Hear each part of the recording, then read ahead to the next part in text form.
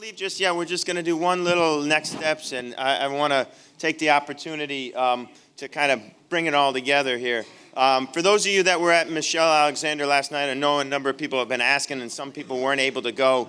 There is going to be a YouTube link that we'll send out to everybody in the conference, so you'll be able to share that with friends or watch it yourself.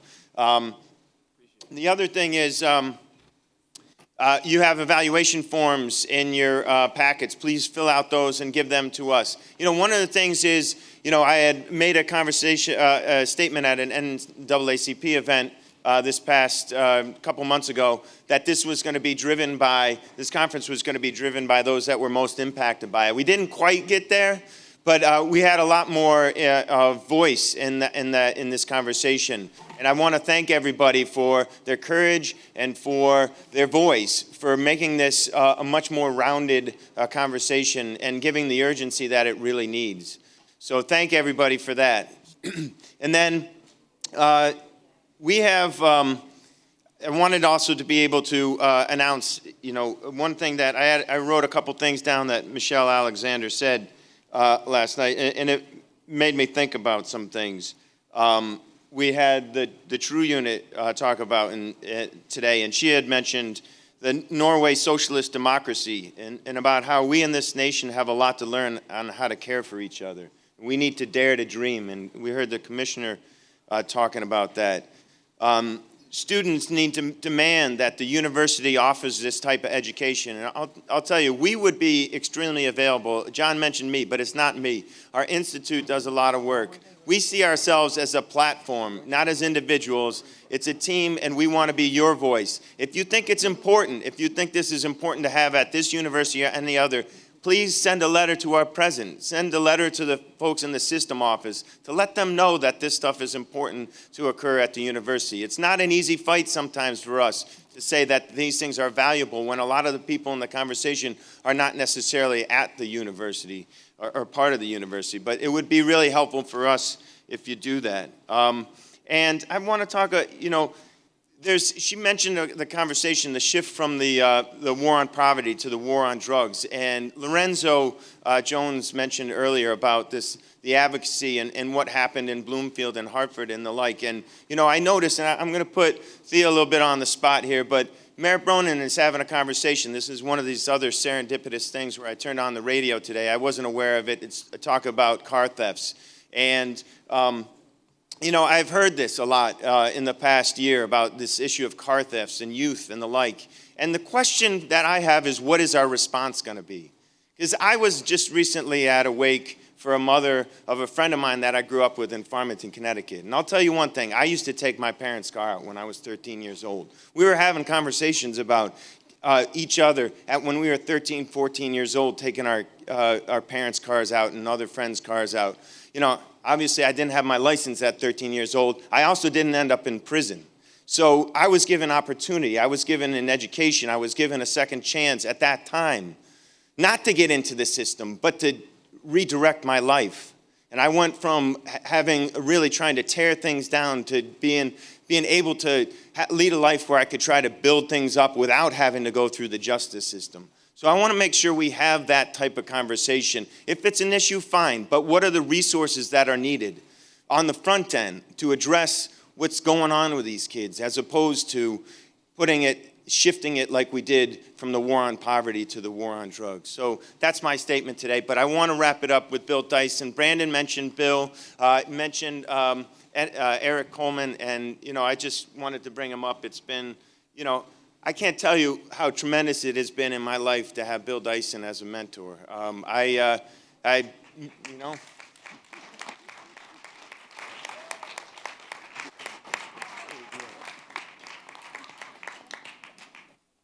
We go back a ways, we work together, we trust each other.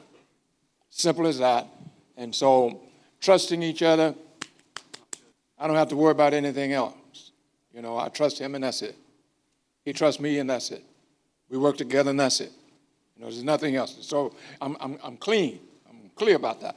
But I wanted to talk about a couple of things before you left, and I want to pay tribute to some people. I went to a workshop this morning over here with people who are returning from prison. And man, the brother right here, he said some things at that table, man, just opened my eyes like you wouldn't believe. Now, here I am about 80 years old. And there's stuff I haven't gotten, but he got it to me this morning, and he did it just a moment ago. And he stood there and posed that question to the panel up here, and I said, gee whiz, if nothing else we do, we ought to learn from each other.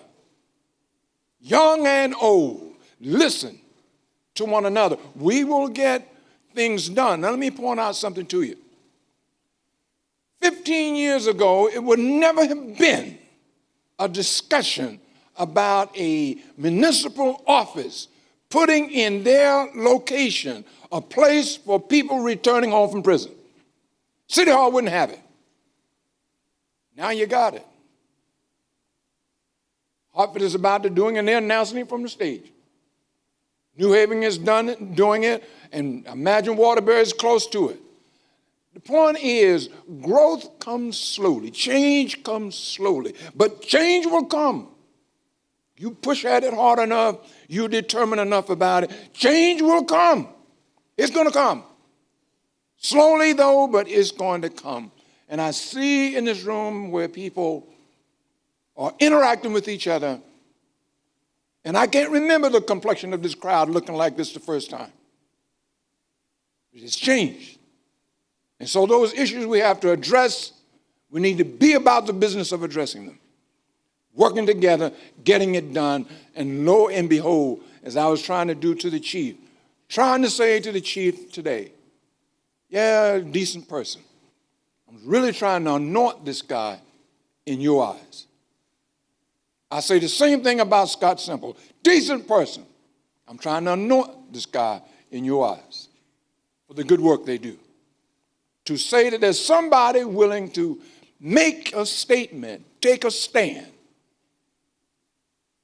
on addressing and supporting someone, when normally we don't do that. We have got to change that we trust each other, listen to each other, work with each other, and that ain't easy. That ain't easy because we all go off on our own shit, one place or the other. But doing it together, man, you move mountains. Move mountains. Keep up the work, bro. Okay? Anything else? Just one more thing we're going to announce in terms of doing things together. It just came up in the inaugural meeting of the reforming of the New Britain Reentry Roundtable. Someone said, I think it was Rob that was saying, why don't we do a collective advocacy day? You know, it's something we never did when I was working with Bill, or we haven't done, and Brandon jumped right on it, and he's going to announce what we're going to do. It's really simple. We're going to have an advocacy day at the state capitol on April 25th. April 25th. That's going to be an all-day event for all of you in this room and those that have left. We'll connect with them to connect with legislators. All right? I'm certain that Sue and the planning committee will have some fact sheets and things that we want our legislators. I know, I'm throwing you under the bus all the way. More work. So that you can share with many of the legislators. And I would even throw in this. I think we should have, James, a conversation. James. Okay, I had it right because I'm not good with names. A conversation that will allow space for people like him to talk about these very important issues. Nothing long, but you can bend the ears of a lot of the policymakers right there at the state capitol. So again, April 25th, state capitol in Hartford. Hope to see you there. Please invite the world. Let it be like no parking. Like, let's make this a big day. All right? Thanks. Yeah. Thank you. That's all we have for today. I just want to give one more thank you to the folks at our institute that helped put this on, made it seamless.